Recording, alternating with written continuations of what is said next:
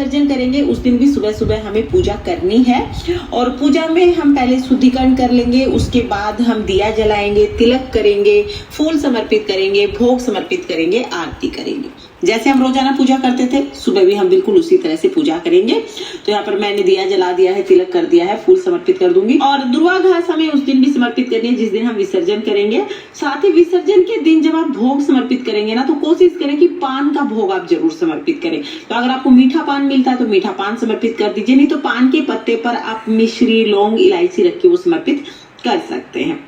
तो इस तरह से हम पान समर्पित कर देंगे। फिर उसके बाद अच्छी अच्छी मिठाइयां बनाए, खूब बढ़िया सा खाना बनाए और वो भोग में आप समर्पित करें। तो खूब अच्छे से हम भोग लगाएंगे गणेश जी को। और अगर आप किसी नदी तालाब के किनारे विसर्जन करते हैं तो नदी के तालाब के पास जाकर आप तिलक लगाते हैं, गणेश जी को माला पहनाते हैं, भोग समर्पित करते हैं और आरती उतारते हैं। उसके बाद ही हमें विसर्जन करना है। तो अभी मैं घर पर ही गणेश जी का विसर्जन करके आपको दिखाऊंगी। तो सुबह की पूजा हम कर लेंगे और सुबह की पूजा के बाद जब दिया शांत हो जाए उसके बाद आप विसर्जन कर सकते हैं। तो यहाँ पर देखिए पूजा हम कर लेंगे। उसके बाद अपने हाथ में, जिस दिन आप विसर्जन करेंगे उस दिन हम अपने हाथ में फूल ले लेंगे। फूल हाथ में लेके हम गणेश जी से निवेदन करेंगे, हे भगवान, मैंने इतने दिन तक अपने घर में आपकी स्थापना की, इस दौरान मुझसे जो भी गलतियां हुई हैं, जो भी आपकी सेवा में कमी रही है उसे क्षमा करना, मेरे परिवार पर अपनी कृपा दृष्टि बनाए रखना, मेरे घर में सुख शांति रखना और अगले वर्ष आप फिर आना। ये कहकर हम ये फूल गणेश जी के चरणों में छोड़ देंगे।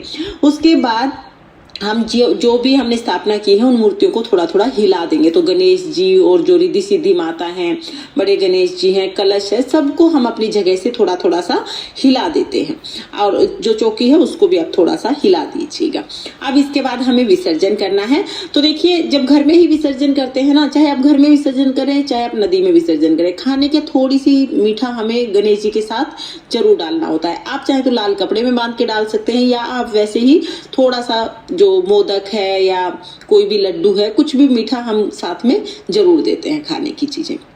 तो देखिए यहाँ पर हम घर पर ही जब विसर्जन करते हैं तो या तो आप कोई भी बर्तन ले लीजिए। अगर आपके गणपति जी छोटे हैं तो आप घर में कोई भी जो बर्तन है वो ले सकते हैं। उसमें हम जल भर लेंगे, फूल डालेंगे, हल्दी, रोली, चावल उसमें हम डालेंगे और फिर गणेश जी को इसमें हम विसर्जित कर देंगे। तो अगर छोटे से गणेश जी हैं तो आप इस तरह से विसर्जित कर सकते हैं।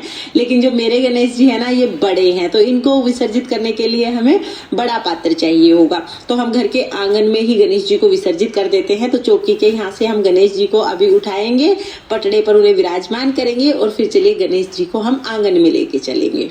और अभी मैं अपने गणेश जी को इस तरह से देखिए हम पटड़े पर विराजमान करते हैं और फिर विसर्जन के लिए लेके जाते हैं। नदी तालाब में जा रहे हैं तब भी ऐसे ही करना है, और घर में अगर आंगन में कर रहे हैं ना तो भी आपको इसी तरह से विसर्जित करना है। और आप चाहे तो चौकी के पास भी विसर्जित कर सकते हैं। आप देखिए बड़े से टब में मैंने जल भर लिया है, इसमें मैं थोड़े से फूल डाल दूंगी और उसके साथ ही हल्दी, रोली और थोड़े से चावल डाल दूंगी। तो जो जल है विसर्जन के लिए वो मैं तैयार कर लूंगी। तो यहाँ पर देखिए सभी चीजें डालकर हमने जल तैयार कर लिया है। अब आ गए हैं हमारे गणपति बप्पा। तो गणपति बप्पा का हम विसर्जन करेंगे। गणपति बप्पा मोरया, मंगल मूर्ति मोरया, ऐसे कहते हुए हम विसर्जन करेंगे। 3 डुबकी हम लगवाते हैं। तो यहाँ पर हम 1 डुबकी लगवा देंगे गणपति जी को, दूसरी डुबकी हम लगवाएंगे और तीसरी डुबकी में हम गणपति जी को जल के अंदर छोड़ देंगे। इस तरह से 3 डुबकी लगाकर हम गणपति जी का विसर्जन करते हैं। उसके बाद थोड़ा सा मीठा हम जल में छोड़ देंगे, फिर हाथ जोड़कर गलतियों के लिए क्षमा याचना करेंगे और अपनी मनोकामनाओं को पूर्ण करने के लिए गणपति जी से प्रार्थना करेंगे। अगले वर्ष आने के लिए निवेदन जरूर करेंगे। इस तरह से विसर्जन हो जाएगा। देखिए हमेशा इको फ्रेंडली मूर्ति लाइएगा। इको फ्रेंडली मूर्ति होगी ना तो ये 2-4 घंटे में या 5-6 घंटे में इस जल में घुल जाएगी। उसके बाद इस जल को आप पौधों में डाल सकते हैं।